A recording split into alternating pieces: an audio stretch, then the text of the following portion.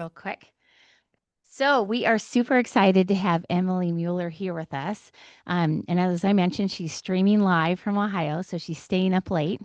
And tonight she's going to talk all about medicinal beekeeping. So where we can use bee products that heal us and really how to make them. And she's going to also share some research on those different hive products. She likes to focus on propolis and its healing properties. And she'll also talk on the benefits of pollen for human consumption using honey on wounds. And what I'm super curious about, exploring both the frequency and hertz of bee vibrations. Have any of you guys heard of that before? I know. I'm so excited to learn about this. So, with that, I'm going to go ahead. I'm going to stop sharing and we're going to get Emily on to let her share. Just a reminder, so as we go through, if you have a question, raise your hand, get my attention. I will get the mic to you. And that's because that's how Emily's hearing us, is through this microphone. And that way she can hear your question because she'd like to answer them as she's going through that topic. But if we are starting to get close on time, she may ask you to hold your questions till the end. So that's okay too. But with that, Emily, we can see your screen. I think I'm going to close out this portion so it'll be a little larger, and I'm going to dim the lights as well. So, hi, Hi, welcome. hi. Thank you guys so much for having me. I greatly appreciate this opportunity. I feel very blessed to be able to say that I'm a beekeeper by profession. I get to travel around the state of Ohio mainly, but also Zoom now is wonderful and speak to different groups. I am an integrative health sciences master, finishing my master's degree right now, and also in herbal medicine.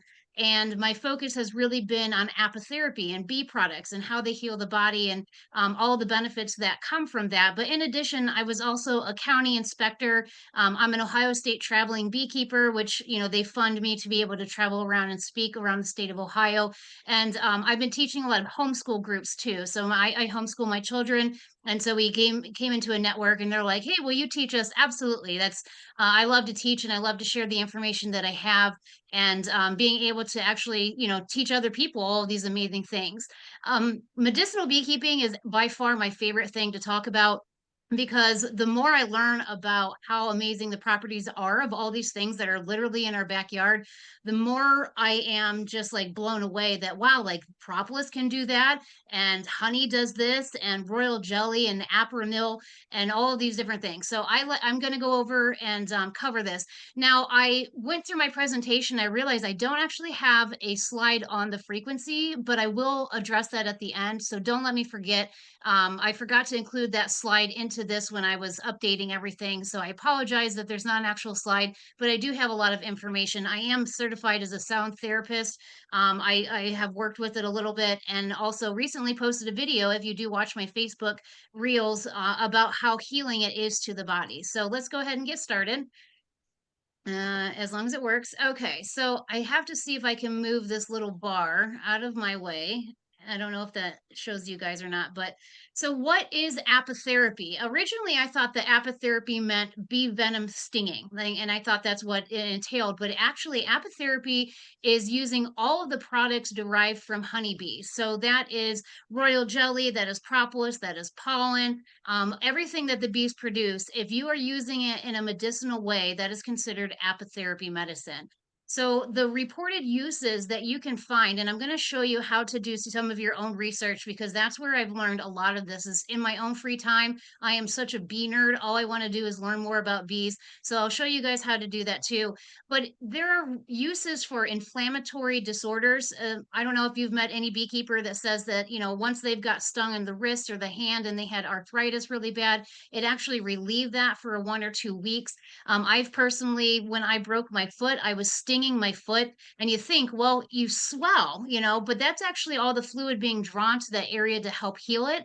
And typically, after the swelling goes away, you'll see that there's a relief that comes from that inflammatory response. Rheumatoidism, so like the joint pain, a lot of times it's in our hands and our fingers, and this will help. Different products, different stinging methods, any things like that will help reduce that inflammation in those joints. Neurological disorders, so MS, Alzheimer's, those there is research showing that there are benefits from apitherapy with them and the usage in it. gastrointestinal disorders, immunotherapy, cancer. So there was a video going around Facebook.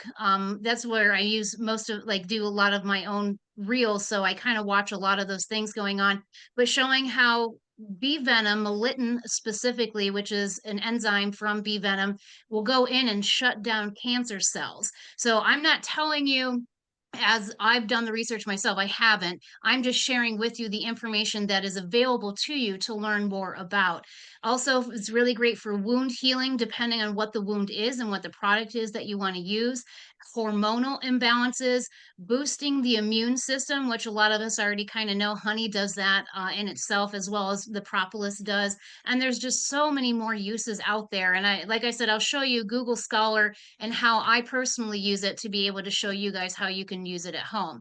A little bit of beekeeping history on this, and the first uses, or at least written noted uses, is that because bees serve as tiny pharmacists of nature, is basically what they are. And once people realized how healing it was to the body, they started taking research, started writing down notes, and started recording the information. So, honey, the first recorded use was from wild caves dating 8,000 to 10,000 BC. So that's way long ago that they started using honey for medicinal purposes. And I couldn't tell you how many people have told me, oh, they found it in the tombs of, whoever it was. Yes, absolutely they did. And it's still edible, believe it or not. Royal jelly was used by Cleopatra and it dates back to ancient civilization. There was different uses, mainly for skin, but eventually in time they learned that it was also beneficial for hormones for women, men now included in that as well. Pollen's first recorded history was in the 17th century after the invention of the microscope. So they couldn't actually learn all of the amazing benefits and the breakdown of it and the components that it entailed until after they were able to actually dissect it under a microscope. Aperonil, which is mashed drone comb, was first recorded in 1980 by Nicolay, and I'm not going to ruin his name for you. I couldn't even tell you Ilise or something.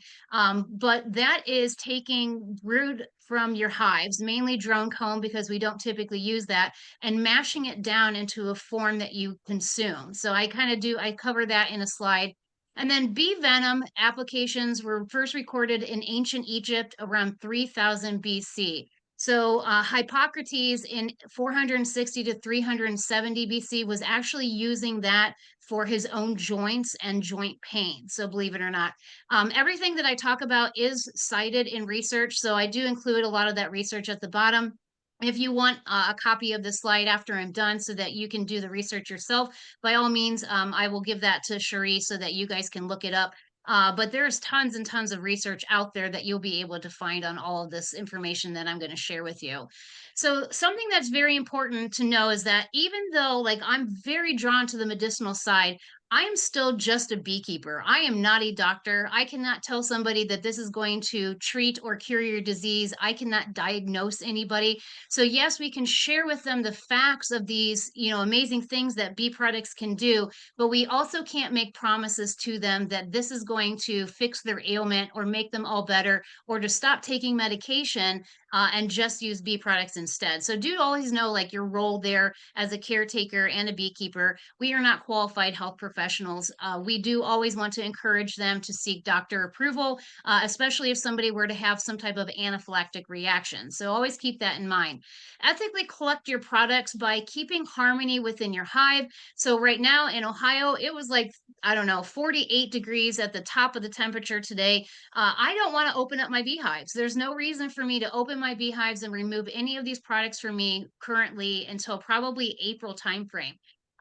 You have to always respect the natural cycle of the bees. So if I do have clients that come to collect bees from me so that they can do their own stinging for bee venom therapy. I can't collect bees right now. It is not the time frame. Now, a day that warms up, over 55 degrees randomly and the bees are coming out of the front of the hive, I could possibly collect a few of those, but I may not be maintaining harmony of the hive by removing all of their winter bees or removing a portion of them that somebody else could use for medicine, because that's going to deplete my sources for my bees. They need those bees to go out and collect the food that they can to return to the hive. And if I'm depleting that, I'm interfering with the natural process of the honeybees. So I always want to respect my colony. I want to prioritize their hive health first and foremost over anything from my own general consumption. That's kind of like the idea that, we collect honey as beekeepers, but we always have to make sure that we have enough honey for them for their own purposes that they have to have it in their hive. So here in Ohio, we have to maintain about 80 pounds of honey throughout the winter just to have for them to be able to survive. We shut them down at this time frame and we don't open them back up until probably early April, maybe the end of March, depends on the temperatures and the weather. So I need to make sure that they have enough food sources first. Their priority is above my priorities and making sure that they're able to make it successfully. Because if my bees die, well, now I can't share anything that I would be able to share if I accidentally kill my own hive. Always uphold the quality and the purity standards when you're harvesting your products. I do tell people, like when I collect propolis, if you have anaphylactic reactions to bee venom, you definitely don't want to be putting propolis into your body. And I'll show you I have a propolis trap with me that I'm going to show you at the propolis slide. But there are dead bees on it. Unfortunately, that's just something that happens when you're a beekeeper. They kind of get squished here and there as you're managing your colonies. And if those bees get mixed into the propolis at any point in time, that is a risk for somebody that may be anaphylactic to the venom or to other parts of, the beekeeping process. So, and then generally, we're going to be acting as educators to promote awareness of these medicinal aspects. However, like I said, we cannot diagnose, treat, or cure any type of disease. Apitherapy products, the main actual apitherapy products, now this doesn't include the hertz frequencies of the bees, but they are mainly honey, beeswax, pollen, propolis, royal jelly, apronil, and bee venom. And then you can also see on this graph that I pulled from the research, you may not actually be able to see the research that was pulled on here on the side, but there also is now propolis beehive air, and then I would also include the frequencies of the hertz of the healing beds. If you haven't seen those, they are now putting beehives in these platforms. And then the frequency of the bees, in addition to that beehive air, is very medicinally healing to the body. So there are other sources as well. This is just one that I pulled from the research that I was looking into. So let's start with honey because, we all are very familiar with honey, and that's probably the most common question people, like, oh, you're a beekeeper. And the two questions that I'm always asked is, do you produce honey? Well, obviously, yes, I do. And then how often are you stung? I'm sure that everybody is asked that. But there's a lot of therapeutic qualities for that honey, and not just it tasting good, but there are reasons that we want to keep it raw.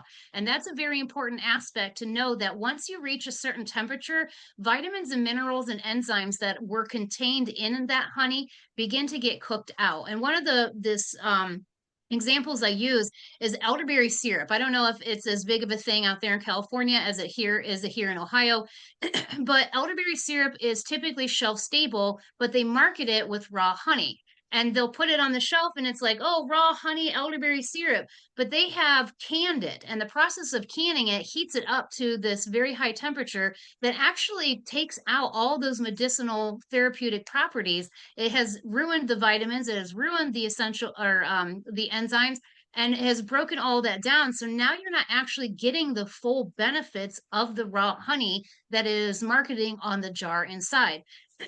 But so why do we want to preserve it? Why do we want to consume it in that state? It's because it's an antibacterial, which means that it's preventing the spread of bacteria. So if you're going to be using it for wounds, this is the reason why.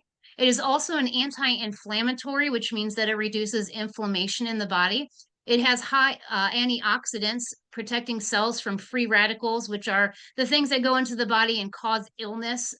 The free radicals are reactive molecules and they damage cells that are in our body. So this has antioxidants in it that will help restore that. Apoptotic cell, which is cell death, eliminates the damaged cells. It's an antioxidant. It prevents or slows down cell damage. It accelerates tissue regeneration. So this is why it's really good for wounds, for burns, for eczema. Recently, my son, he is a welder, and he's going to school outside of Dayton, Ohio. And he accidentally burned through his gloves onto his finger. And the first thing I did was I sent him honey bandages. Absolutely burns are very quickly healed by honey aspects. So I told him put some Neosporin on it for now, and then I'll send you some honey bandages. And he's on, I think it's like day 5, and it's almost completely closed off. It looks really great compared to what it looked like the first day that he sent it to me.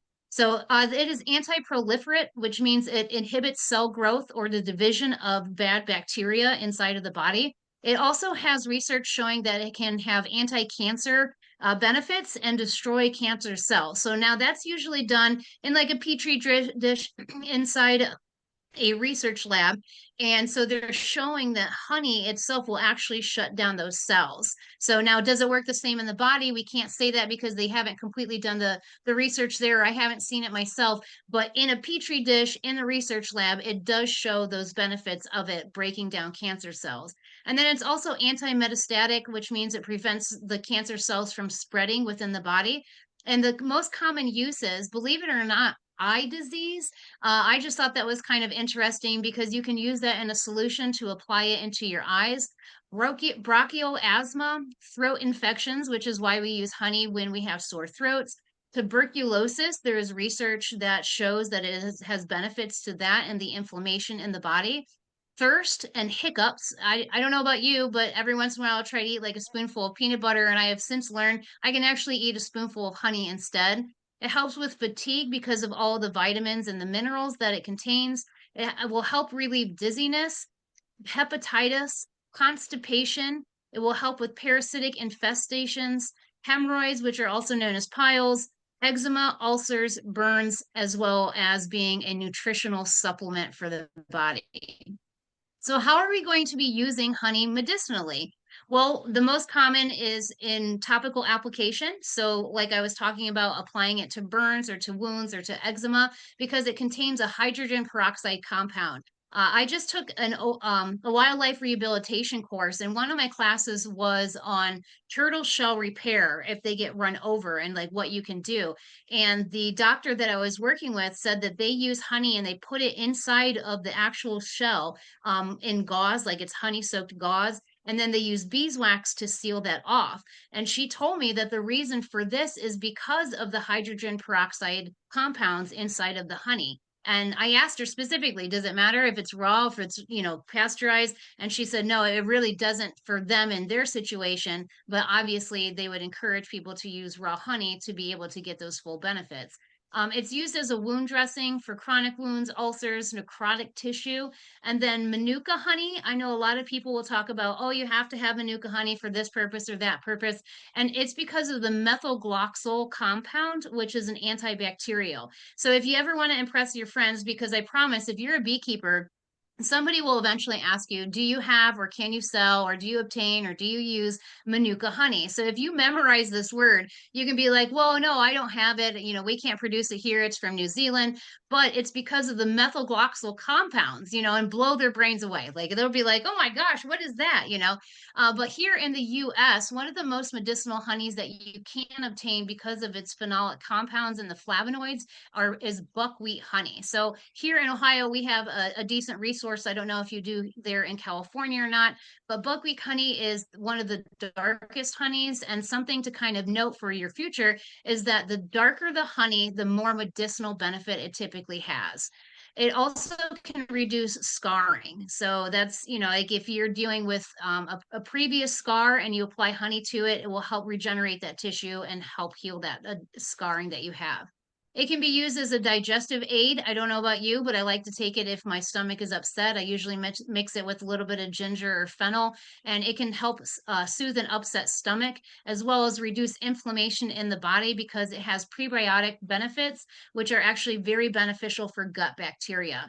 And then also, of course, many of us use it for respiratory health. It has a soothing effect on the throat. It also will help suppress coughs and relieve congestion. So I personally have buckwheat honey sticks, and then when my kids have a cough, I keep them by my bed. And if they wake up coughing too much and some herbal remedy hasn't worked, then I'll give them the honey stick of buckwheat honey and have them take that because I've noticed personally that buckwheat has a very strong reaction to suppressing cough. So beeswax, when I started doing this research for this presentation, I originally did this at the Ohio State Conference for Beekeepers. I was like, well, beeswax is beeswax. It just melts down and you use it to harden things when you're making products. I didn't realize how medicinal beeswax itself really is.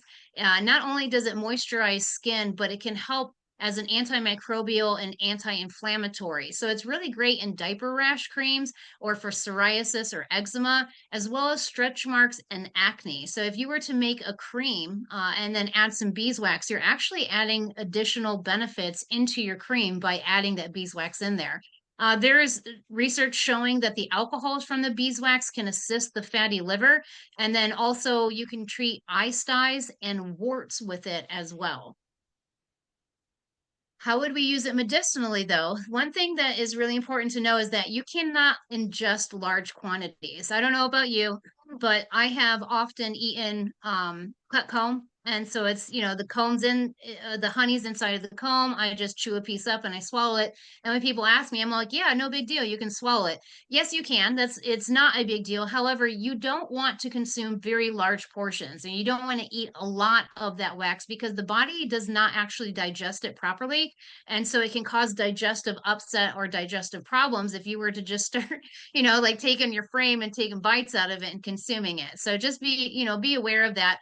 But it has over 300 chemical compounds in the beeswax itself from the bees making it. Now, remember, they're making this on their wax glands, but they're also mixing their enzymes into it as well as propolis and then some gland secretions into that to be able to create it and to mold it and to make it the way that it is. I don't know if you know or not, but the hexagons is not actually what they're making. They're not actually making a hexagon shape on purpose. They're making circles, and as those circles connect, it creates the walls to make it form into a hexagon shape. But you can use this in topical salves or creams as a moisturizer mixed in as like a hardener I had mentioned. And then you can mix it with honey and olive oil for a diaper rash or hemorrhoids, or you can use a different type of oil. I like to use MCT oil. So I have some propolis here with MCT oil, and I'm just infusing it. So every day I have to shake this up so that after 2 to 3 weeks, I can strain this off. So I can use any oil that I prefer. I was a cloth diaper mom, and so you have to only use specific oils if you're going to use a diaper cream. And coconut oil was always beneficial. So in this situation, I could use this MCT oil if I'm going to use it as a diaper rash. Just be aware that, whatever you're putting it on, you can always cause staining, or in my situation with cloth diapers, that kind of thing. You can use it as a wax cap for ulcers or mouth sores.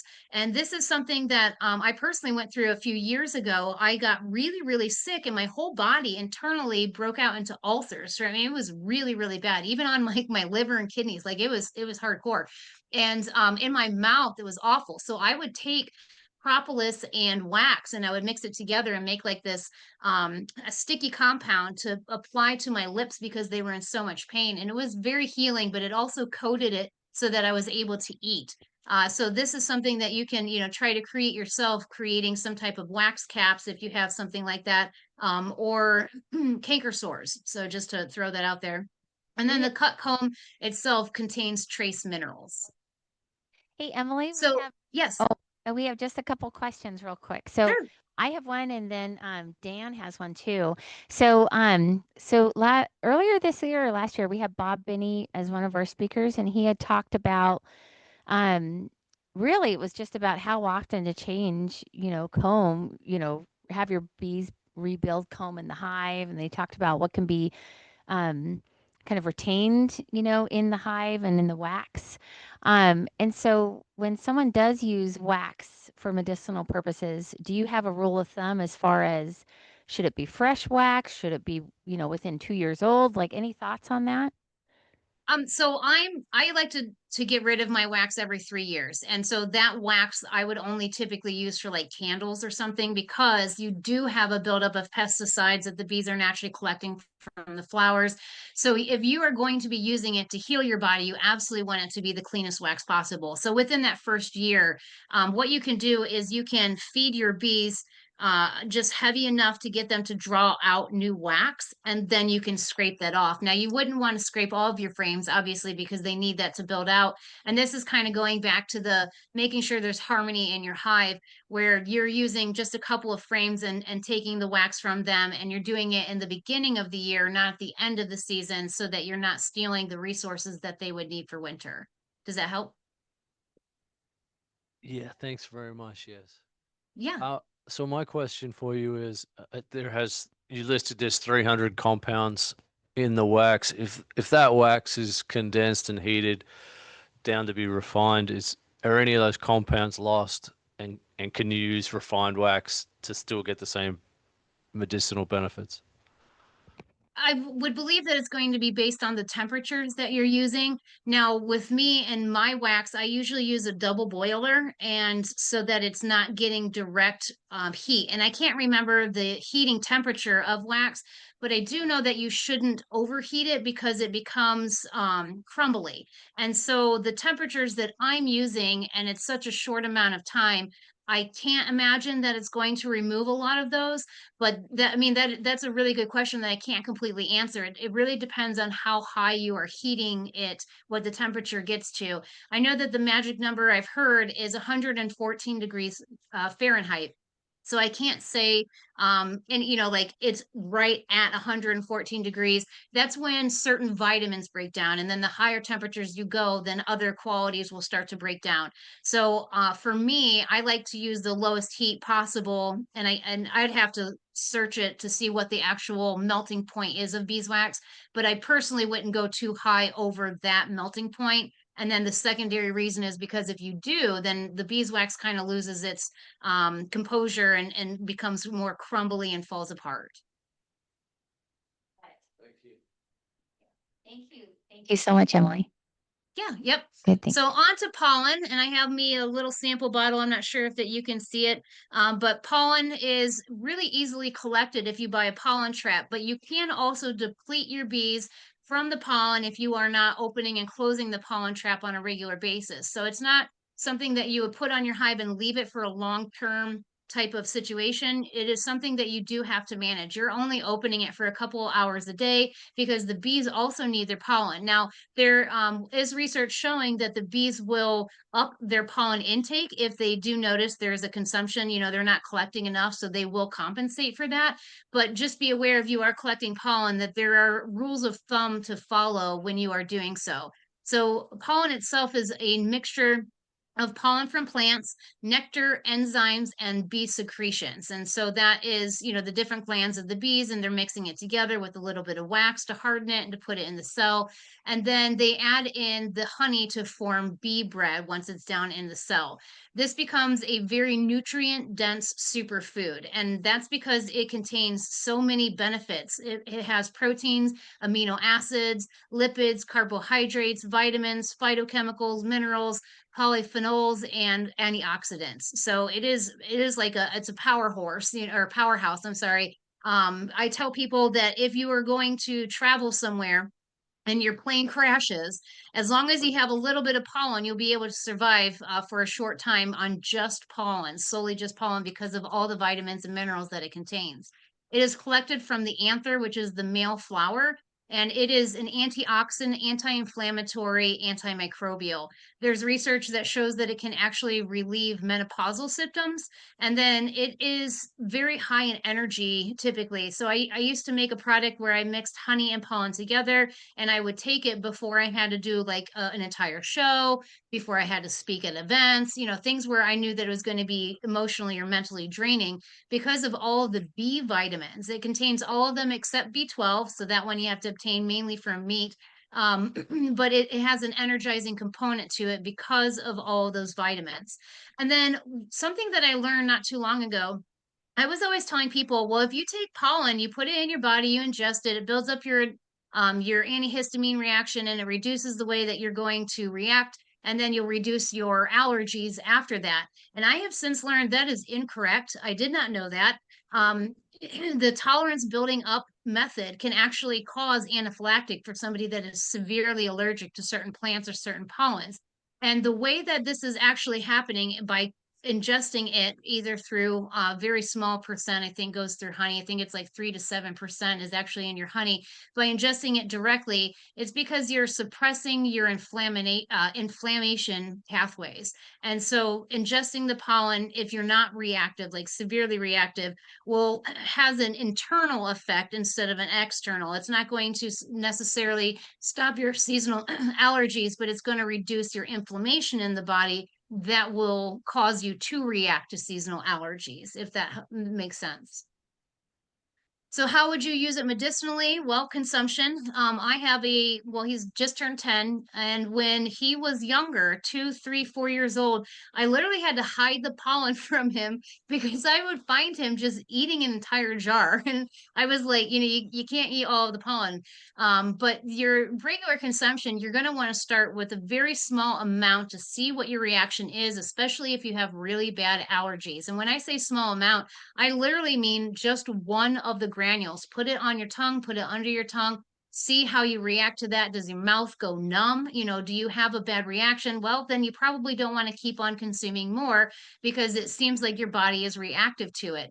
Most people aren't. I can't give you a percentage that I know off the top of my head, but if you are able to take it, the average amount is usually about a teaspoon a day. And I used to take it when I was pregnant because the vitamins and the minerals, and I felt like it was easier for my body to digest. And so I took that kind of in addition to my prenatals that were required so that I could kind of increase the B vitamins in my body. You can use it topically as a face scrub. And just a small recipe that I found is using almond oil, honey, avocado, and pollen mixed together, and then just rub that on your face. You might look a little bit scary there for a while, but once you wipe that off, you'll realize like how good your skin feels after. And then it's helping, with any type of like acne issues or eczema that you have going on as well. So especially if you have that honey in there, that's, multi-purpose.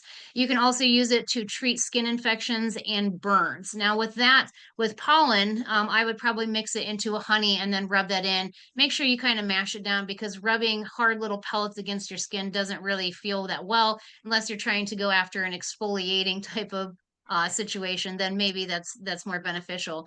But do know that it is a high allergen reaction that can occur from it, and always test it on your skin first. So you can take a piece of it and mash it down and rub it on your skin. If your skin starts to turn red and gets really itchy, well, then maybe you shouldn't take it internally.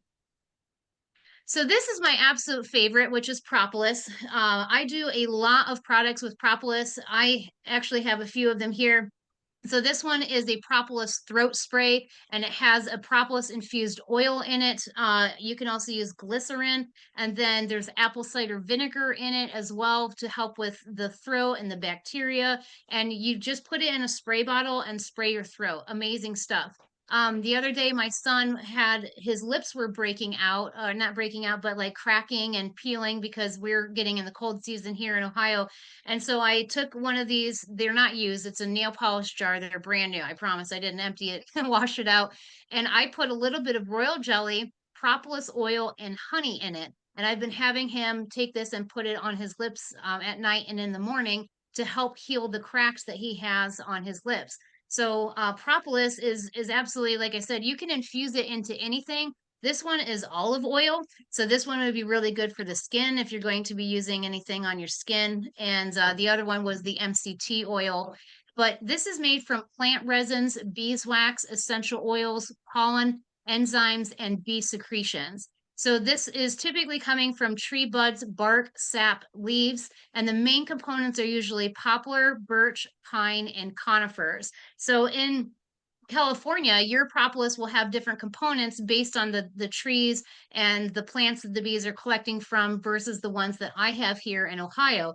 And you will be able to see a difference in the color and the taste based on what you have available.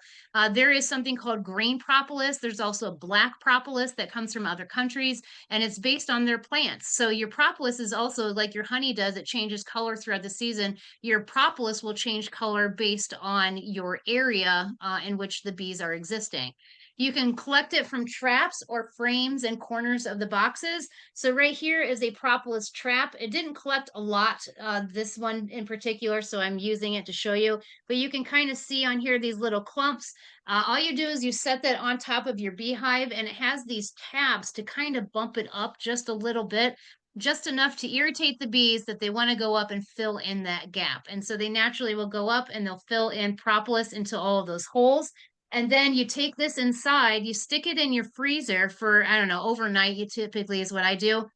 And then I take a cookie tray and I set it down, and then I take this and I just crack it. And when you crack it, all that propolis just falls off of it. So this is made out of a plastic so that it doesn't stick to it. The propolis falls down right onto the tray.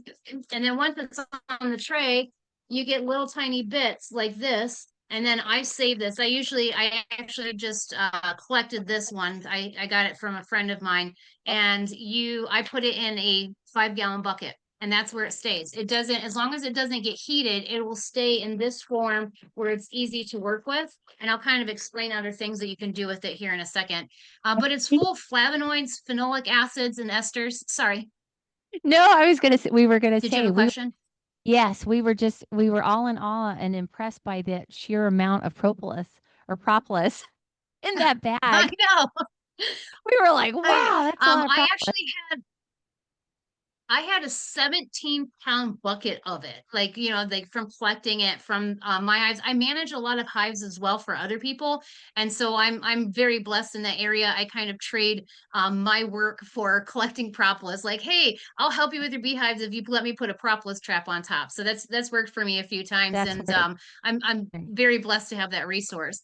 But it also has aromatic acids and aldehydes, terpenes, amino acid, vitamins, and minerals. It's been known to prevent disease and infection within the hive, and they use this to mummify intruders. So I don't know if you guys deal with mice in your hives. We do it typically during the winter. We'll have those issues, so we have to have mouse guards on. But if a mouse gets in and they linger too long in the spring, the bees will come down. Once they break that cluster, they'll come down and sting the mouse to death. And then, since the mouse has bacteria, once it dies and it starts to release that, they will completely mummify it with propolis. I've seen this with other things in the hive as well. I don't know if anybody's ever left, a hive tool or even a stick inside the hive. I do a lot of swarm collection, and so I'll just cut the branch sometimes and put it in. And if I wait too long to go back to collect it, they will typically propolis around there to keep bacteria out from moving through the colony. It also regulates temperature by sealing the gaps and maintaining humidity. So right now, you're not supposed to be breaking your boxes apart here in Ohio, because if you do, you're going to break that propolis seal. And if you break the propolis seal, then the wind can get through on those little tiny cracks, and it can mess with the humidity. And so propolis is really important for the bees sealing off their boxes. It also protects and strengthens the hive by making it airtight and waterproof, and as well as stabilizing the hive. I remember when I found out that as a beekeeper, you're just supposed to put your boxes on top of each other and you do nothing. And I was like, well, what's going to keep it in place? Well, just have your bees there for about a year, and you'll learn real quick that propolis keeps it in place. And sometimes it's really hard to get it apart. So the medicinal benefit, I have tons of research here. So this is kind of where you might want to acquire this, PDF or the PowerPoint later on so that you can kind of read through some of it. But real quick, I'm going to hopefully show you without messing this up. You guys can see my whole screen, right? Can you see me moving to Google Scholar? Y- Yes, we can see that. Yes. Yes. Okay, Yeah. so Google Scholar, I personally, since I'm in school, I have access to a library online, which is a really great resource. But for anybody at home that wants to do research, you can just go to Google Scholar and you can type in something like propolis and oral health, and then you're going to find research articles. There's over like 2,000 of them available for your, to read. And then from here, I would take the article and then search it even more to find out if it's peer reviewed, because you want to make sure that the research that you're reading is factual information. It has actually been researched and has true value to it. You don't want to find out it's, so and so just wrote up this article and submitted it and there it is. So, but yes, Google Scholar is a really great resource to find research for you to be able to read. And that is where a lot, not Google Scholar, I use my school education, but that is where you'll be able to find a lot of information on using propolis. So it's an antibacterial and antifungal. It has been known to inhibit bacteria growth, especially in relation to staph and E. coli. It's an antiviral, which helps inhibit viruses, which is HSV and HSV2, cold sores and herpes sores, as well as influenza, SARS, and SARS-CoV-2. So there's research that shows you that. I don't want to get too in depth in any of these things because I am running out of time. It says I have 2 minutes until it's been 40 minutes. It's an anti-inflammatory, which means it reduces the inflammation markers in your body. It also helps support wounds, burns, and skin conditions. It's an antioxidant, so it's neutralizing free radicals, boosting the antioxidant enzymes, and then help protecting your body from oxidative stress. It is also an immune booster, stimulating the immune response. It's increasing macrophage activity and antibody production. It has been known to have cardiometabolic benefits, which may lower your LDL cholesterols, triglycerides, and improves your blood sugar. And then there's further research that shows that it may improve HDL cholesterol as well as insulin sensitivity. I was able to speak down in West Virginia, I don't know, a month or so ago, and I was talking about the medicinal benefits and the cardiometabolic benefits.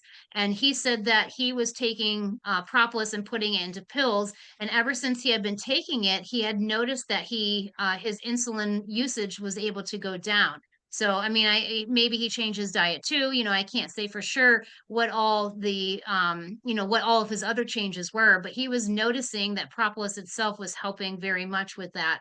It also has wound and skin healing benefits by speeding up tissue repair, so it can be applied to cuts, burns, as well as acne. And then my absolute favorite, and it's because I sell a product and I didn't bring one here on my table, but there's research showing that it can stop the growth of cavities or caries and gum disease, and also helps ulcers and oral infections. So I sell a product which is a remineralizing tooth. I wouldn't say it's a toothpaste, but it's like a it's a paste, but not like toothbrush paste, I guess is all I can say. And what you do is you pack it into a tooth that you're having issues with. So a lot of pain, if you're having gingivitis, if you're having cavities or caries, and after you've packed it in there for a period of time, you'll notice that the pain will go away, the sensitivity may go away, those kinds of things. Now, I'm not trying to tell you don't go see your dentist because that is absolutely not what I mean. But if it's the middle of the night and your tooth is killing you and you have no other resources, you can't go to the dentist in the middle of the night, you can go outside and collect a piece of propolis off of your beehive and shove it into your tooth until the morning, and then be able to call your dentist the next day. Now, that paste that I was talking about that I personally made, I had a friend. So my son has a genetic issue and it was deteriorating his front teeth when he was a toddler. And so that's why I created it, because they wanted to do oral surgery on him. I just didn't feel comfortable at how young of an age he was. And so I thought, well, let's see if I can do something else to help. And so I made this paste. It was a remineralizing paste, and the majority of it is propolis. And I applied it to his teeth. I can't guarantee it because I can't do the research and I have nothing to compare it to. However, we did not have to do the surgery for 2 years. And so he was 4.5 when we had that surgery done for him. So, do I personally feel like that was a benefit? Absolutely. And then after I started seeing benefits, a friend of mine said, "Hey, my daughter has a cavity, and I have a before and an after picture. It's actually on my website, of where she put it on her tooth, and the cavity lightened by at least 50 to 60%. It was pretty crazy. So, just look some research up about oral benefits of propolis, and you'll find that there's some really amazing benefits to it. So, how will you use it medicinally? I take it and I literally take this propolis in this form, just like that, and I put it in a coffee grinder and grind it down into a powder.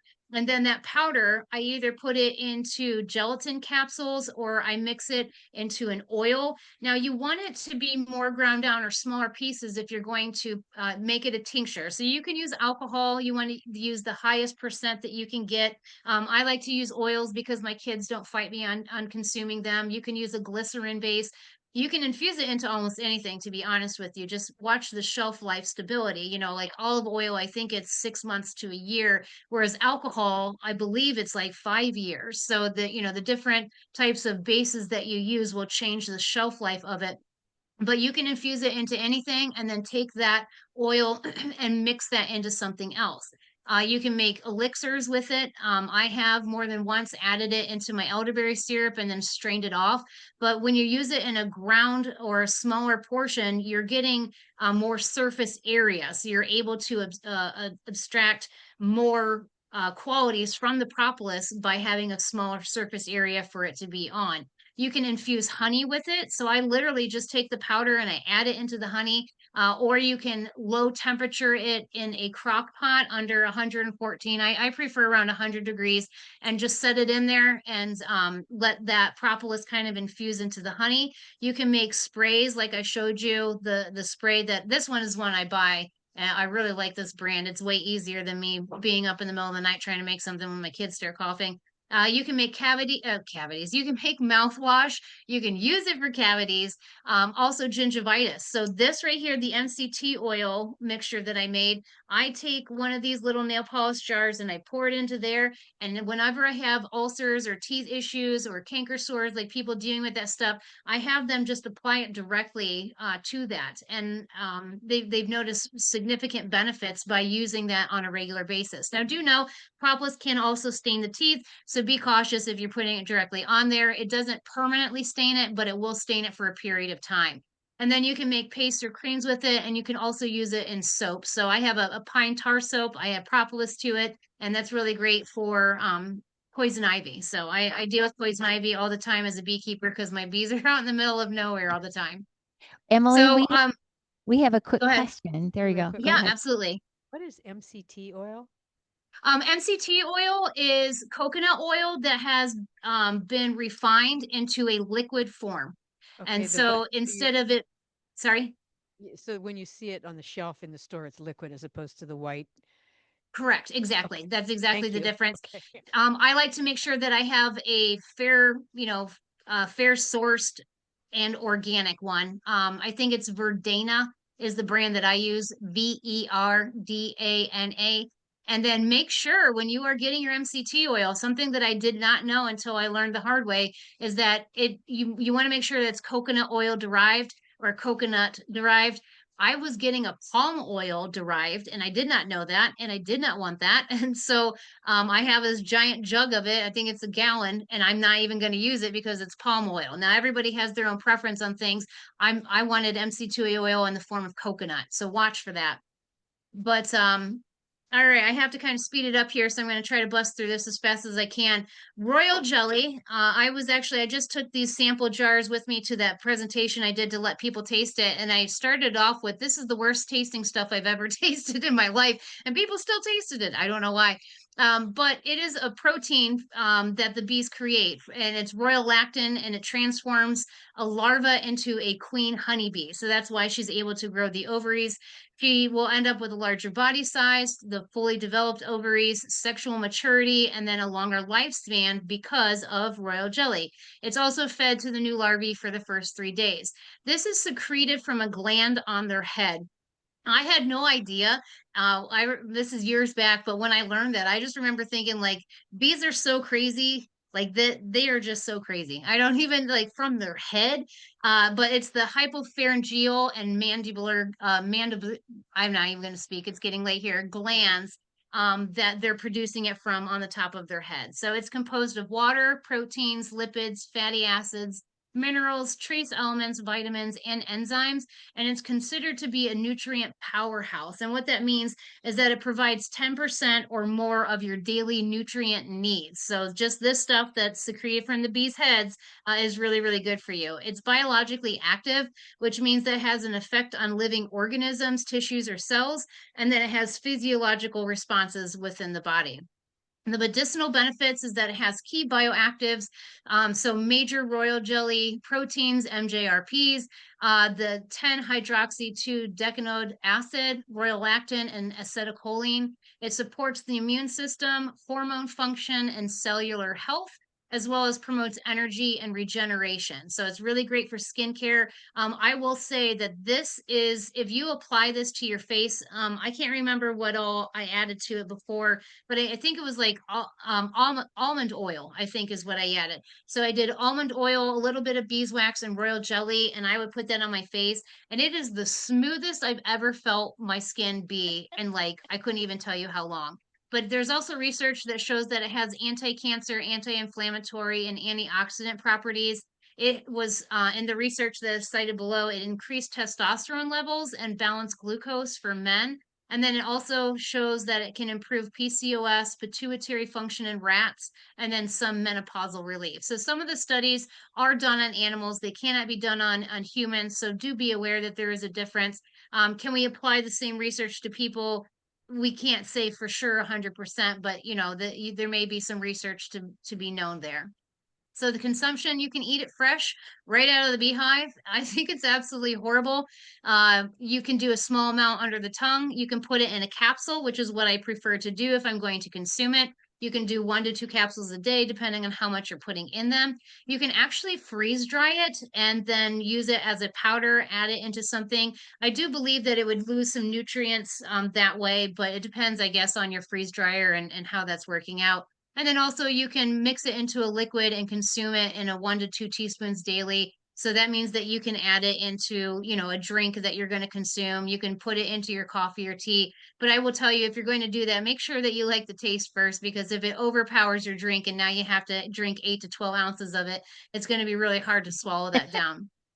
That's pretty good. Emily, we have a So quick question. Another quick yeah, question. absolutely. Go ahead. Hi, Emily. I follow Hi. you on Facebook. Thank Um, you. yeah, I love you. You're so cute. Oh, And your what you call it, your humor is great. I love it. But thank you. the royal jelly, I see it on TikTok. They're selling it now.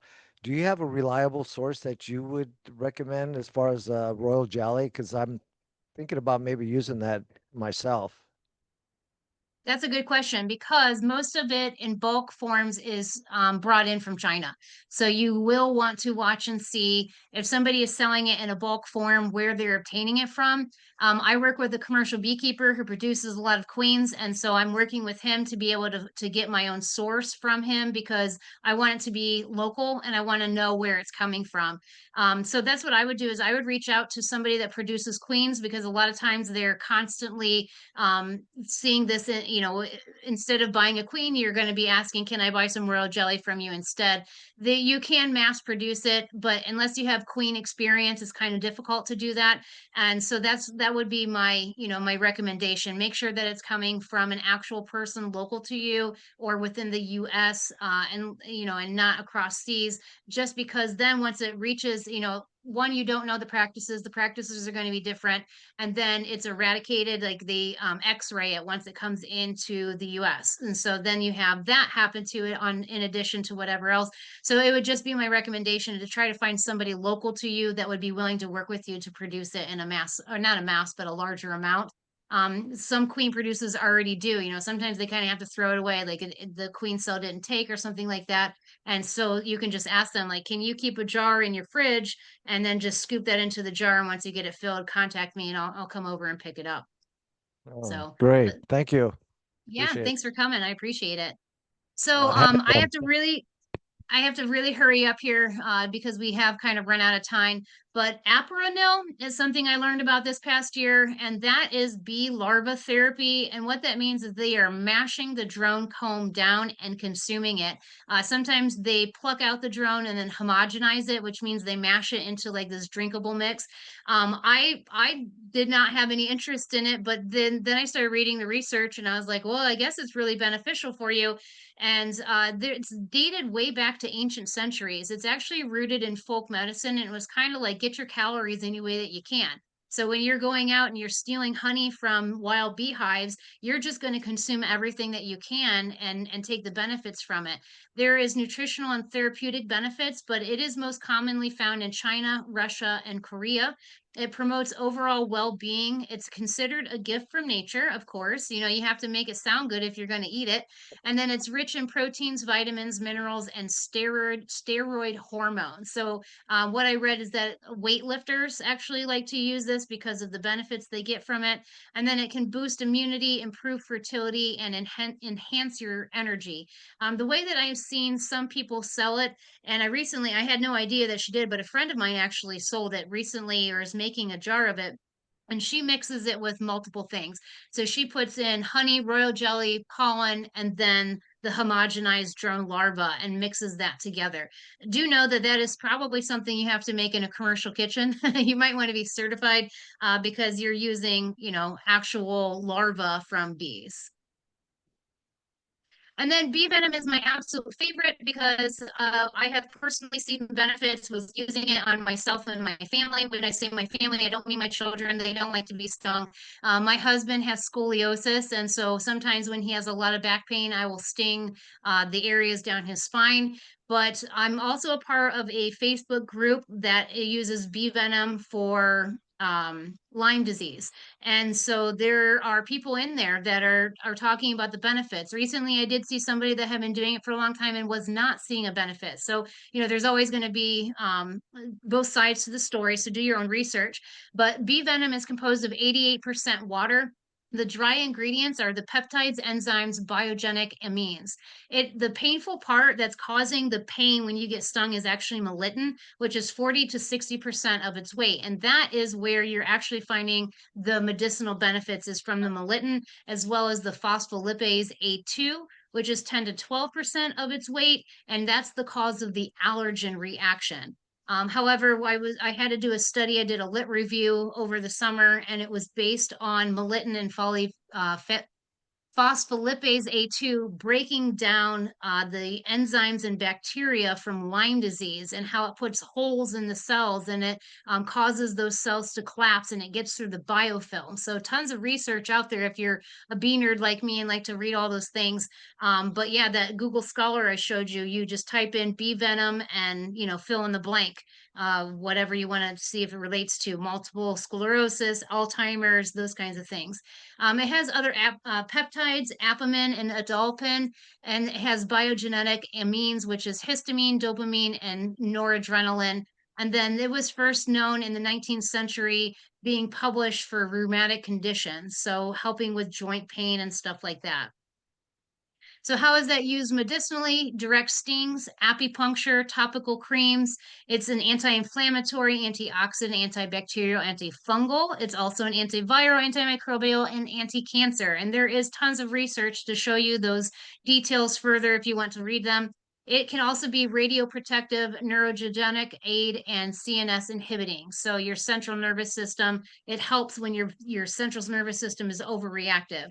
Rheumatoid arthritis is a use, microbial infections, multiple sclerosis, cancer, liver fibrosis, Lyme disease, Parkinson's disease, inflammation, pain, osteoarthritis, nerve pain, tendonitis, hay fever, gout.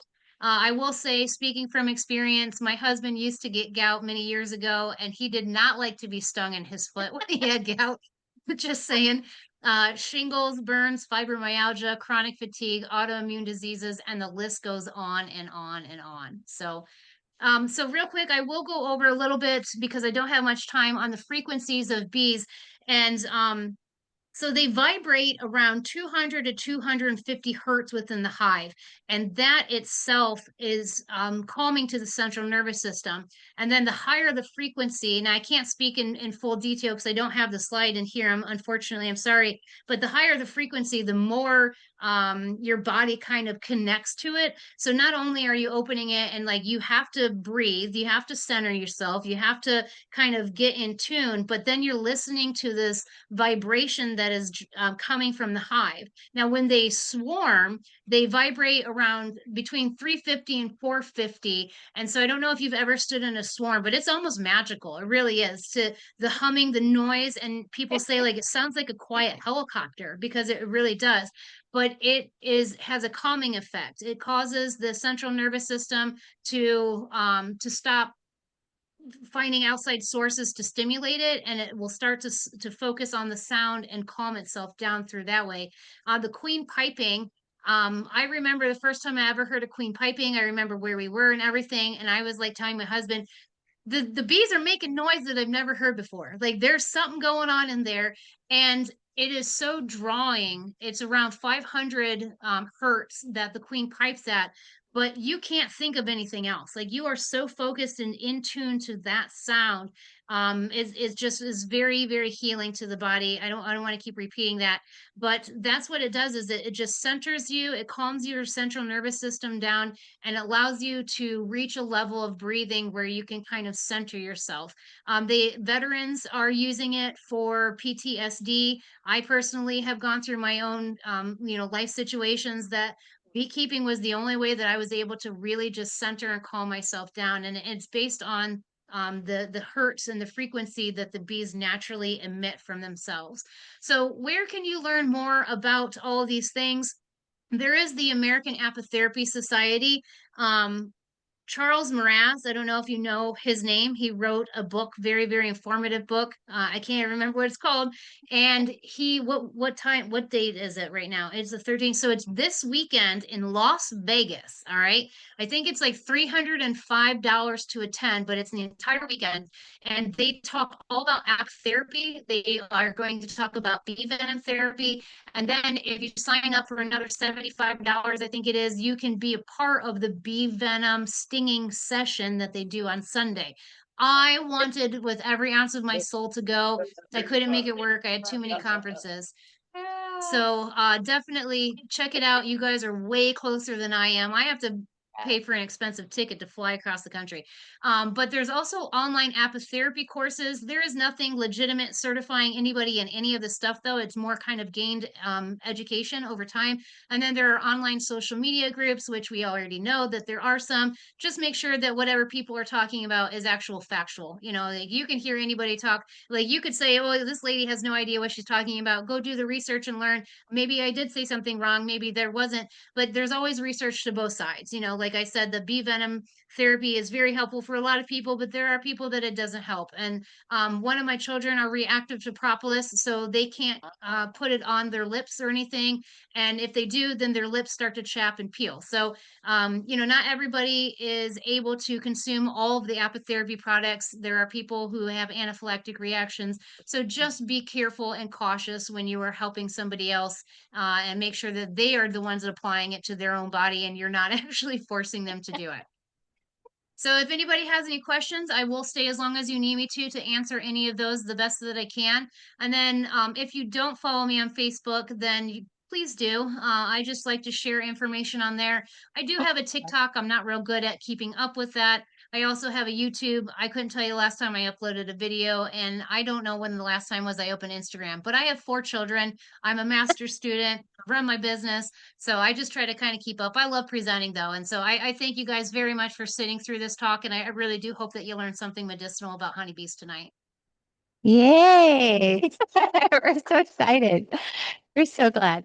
Yes, and you've probably, and forgive me, I didn't mention this at the very beginning, but if you're on social media, right, whether it's TikTok or Facebook or whatever it might be, you've probably seen the different reels and stuff that Emily does.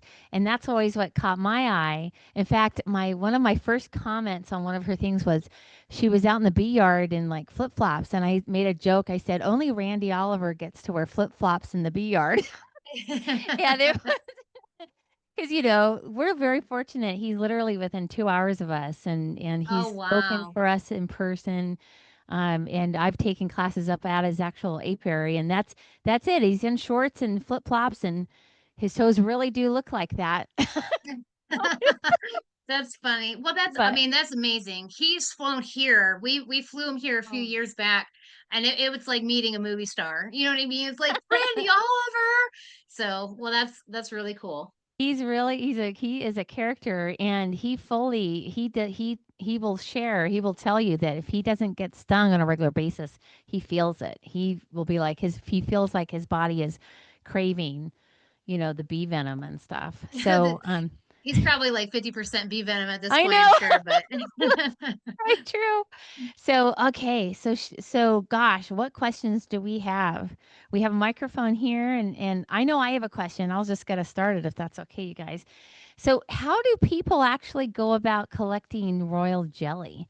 Like, I'm thinking that with my 14 hives, I don't have, there's no way I could really start doing that. Although I will start collecting pollen in the spring because I just bought one of those Sundance traps.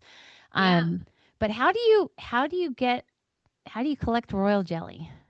So it is a tedious process because, and that's why it's so expensive if you do purchase it.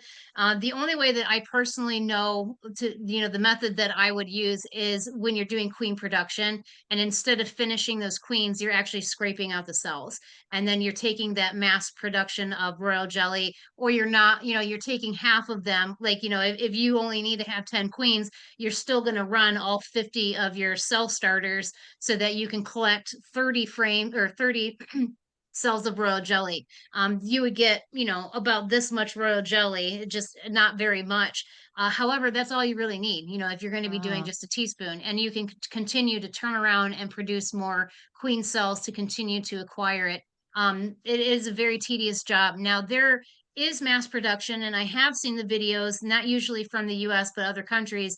And they take all of the cells and they have I don't even know how to explain it, but they have like a square where they've created so many queen cells in this little square, and then they have this scoop, and it's got like several scoops on it, and they just scoop it through. Some of them remove the larva, some of them do not. And I'm thinking, like if you have 500, cells that you're collecting from, it would be very even more tedious to pull out all of those larvae. So right, some royal right. jelly does contain the actual clean larva in it as well. Got it. Thank you. And then Yeah. the propolis trap, do you put that in between two boxes or on top of the top box?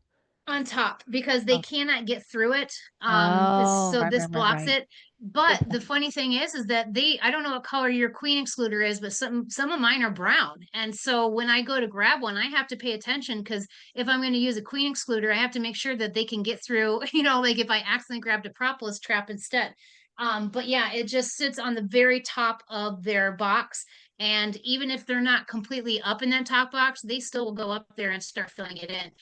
What I do is I pick from the hives that produce the most propolis, and I usually use them to fill in my traps if I can. So I have a friend and his bees, they collect tons of propolis. And I said, hey, I'll trade you, I'll work for you if you allow me to collect propolis. And they were completely filled in like a month. I couldn't believe it. Wow. But Wow. same thing, just like pollen and anything else, you can take too much propolis from the bees and it will reduce their immune system. So you just have to be careful about that. Is there any benefit to trying different propolis from different areas, do you think? Absolutely. Yeah, Okay. absolutely. Okay. I mean, I want to acquire the green and the black propolis eventually, but it wouldn't come from the US. It would come from somewhere else. But that is one of the things that I would love to kind of look at is, the actual breakdown of the components of propolis here in my area versus Southern Ohio versus somewhere else. I don't have the means to be able to do that yet, but that would be a really good research product if anybody has those means. But just to find out, what components do you have a higher percentage of, phenolic acids versus me with the terpenes and that kind of stuff. It's quite we had Dr. Mansfield from Penn State who runs the honey and pollen diagnostic lab speak for us a couple months ago. That would be something that would be interesting because I Ooh, bought a little container of your propolis and just because I wanted to see, and it's amazing how different it smells and hmm. tastes. Like I know I so I'll have to send you some of mine after I try and well, I Yeah, get some please do. propolis. I'll pay Yeah. shipping. That's fine. But also, if you could send me his information, because I'm always looking for somebody that can further any Oh, knowledge that I yeah. have. But if has the ability to break that stuff down and look at it, that would be a really interesting topic. Yeah, no, absolutely. Her name is Dr. Michelle Mansfield. So I'll send you her contact info after tonight. Awesome. Thank All you. right. So here we go. Any more questions? We can pass on that microphone. Okay. Who wants to go first? Oh, here. Oh, he's asking if that's you. Yes, that is her. And I think she was pregnant when she took that picture. Sure Is that was. correct? Yeah. If I remember correctly.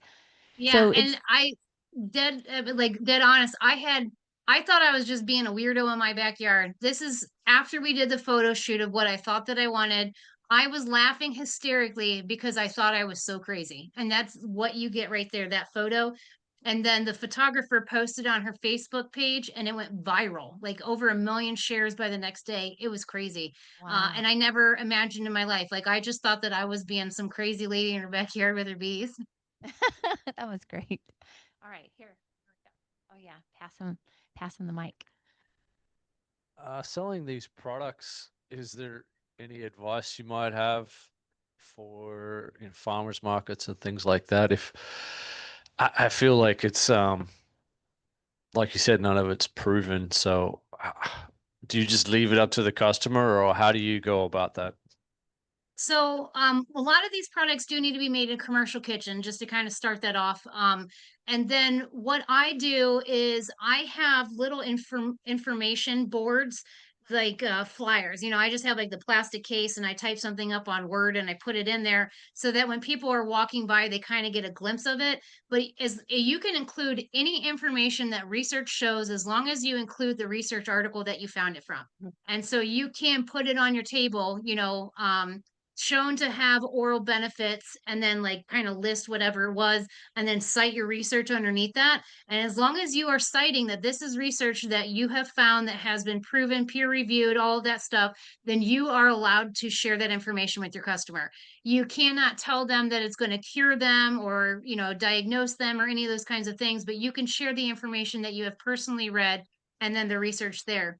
The other thing that I have found, which is very helpful, is to get a very tall banner. I think mine is like 6 foot tall, and it stands next to my table so that as people are walking by, if they don't want to, like I don't stop at every table at a farmer's market unless there's something that catches my eye. So this banner explains to you, like propolis and the medicinal benefits, or like, ask questions like oral issues, question mark, burns, wounds, eczema. I always look at what I do is I listen to what the customers are talking about and then I find the research on that.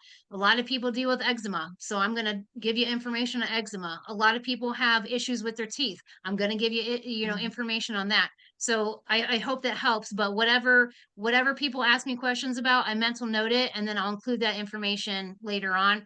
You could even have little business cards typed up with that information on it so that you can give them the product and the card so they know how to use it or, that kind of stuff. So, And it's interesting.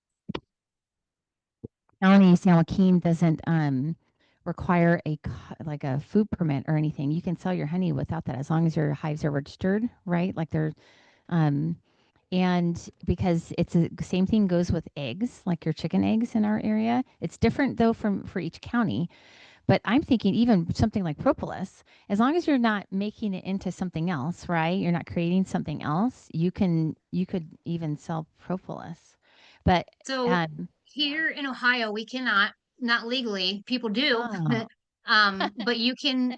Now, what I did was, and you can't sell pollen. I can't say for the whole state, but in my 4 neighboring counties, you cannot sell it legally without a commercial license unless you don't tell people that it's for food consumption and you don't label it for food consumption. So I could put on Ah. this jar propolis and all of my information I need, and then I can't tell people what to do with it.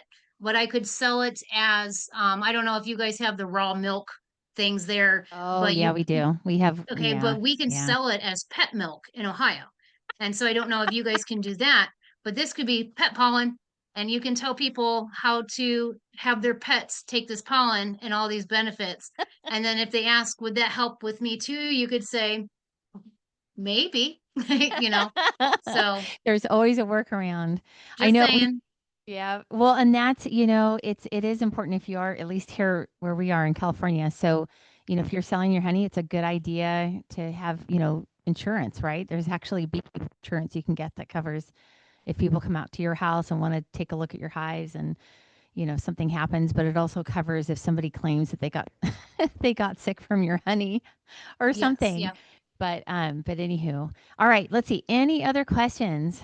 Yes. Yes. Okay, Wayne. I'm interested in the venom for my cancer, not cancer, but my arthritis in my ring finger and the center finger on both hands. I did get stung the other day on one of the knuckles, and actually, after that, it seemed to be a little bit more movement with it. But typically when I do get sting, I use 91% alcohol to, treat that. And then I take some Benadryl for the itching and all that other stuff. But if I'm going to do it for, the arthritis, then it's not recommended to put the alcohol on there because that's going to probably take away some of those properties that would help with the arthritis. Or the Benadryl. So you're interrupting the channels by putting the Benadryl in your body. Now, I'm not saying don't take something if your body needs it. I would only take Benadryl, and I have had to in the past if I'm having a major inflammation reaction. Otherwise, I allow my body to process it and do what it wants to with that bee venom. You can leave the stinger in. So, like, say you get stung in the hand on accident, I leave it in my hand till it's done pumping. They say 15 minutes. I feel like 15 minutes is way too long. Usually within 5 minutes, it's kind of done pumping. But wherever I do leave the stingers in, I will get more inflammation. I can get stung anywhere now and not have, like I can get stung right in the eye and my eye will not swell as long as I remove it quickly. If I leave it there, I will. And it's because it's continuing to release that venom into the system. The body's going to send up inflammation to help, to draw the bacteria and the venom and go after it. And so that's why you're seeing an inflammation, is because it's the natural response of the body. Now, there's a normal reaction and then there's an abnormal reaction. So you want to make sure that you're not having an abnormal, like you're not having issues with breathing or your throat closing or any of those kinds of things. But it is very common for appendages to swell because the blood pools as you're standing and moving around. If you get stung in the foot, it's going to swell more because you're using it. Your blood's going down to that area, so it's going to create a larger response. So it is very common to have swelling with bee venom stings. It's just that's the natural reaction of the body. That's what it wants to do. When people tell me, "Oh, I'm allergic to stings," I ask them how allergic, because everybody is allergic to bee venom. They really are. That's why your body's reacting that way. So for me and my personal experience, I will allow the stinger to stay in there, and then I do not do anything other than I will take vitamin C, and you can do some research on how vitamin C kind of helps the body process the toxin. And then sometimes I'll take N-acetylcysteine, which is NAC. That's what they give you for liver issues sometimes, but it helps the liver process as well. There's something called D-hist, so D as in dog dash HIST, and that has NAC, stinging nettle, and quercetin, I think, and maybe something else in it, but that would suffice just the same if I feel like I'm having too many toxins. Like if I get one or two stings, no big deal. But there's sometimes where I'll take 20, 30 stings and I know that I'm going to have a Herx reaction, which means that I'm probably going to feel like my body's run down the next day. I'm usually emotional. Like I worked for a commercial beekeeper and I got lit up hardcore, like 25, 30 stings. And the next day I was like crying and I'm like asking my husband, like, what's wrong with me? And I was like, oh, I got stung a whole bunch of times yesterday. So I went and I took N-acetylcysteine and vitamin C. And within a few hours, like it helped push my liver to process that to keep it going through my system. Oh, So that's just yeah. things that I personally use. Good deal. Thank you so much. All right, last call. I think we're good. It's almost 11 o'clock where you are, so we are so grateful. I think is it? Yeah, Yeah, that I you had to look. I was played. like, really? I'm wide awake now. So Emily's going to be back with us in next March. She's going to stream with us, and her presentation is going to be on how to beekeep within a budget. I think that's what we chose for March. Um, but it has been a pleasure to not only meet you but have you present to us and learn so much. And we're just thankful for that. So thank you so much. And You're very welcome. tell your family we said hello because we always like to see, I always like to see, there was something I think having to do with honey that your husband was tasting or something. Um, The swamp or honey. Yeah. yeah, it's the green honey. So, Yep. And my but daughter. Yeah. Yep. that was great. But we really appreciate your staying up late with us. So have a wonderful rest of your week, and we'll see you again in March. Thank you so much. I appreciate you guys. Have a great night.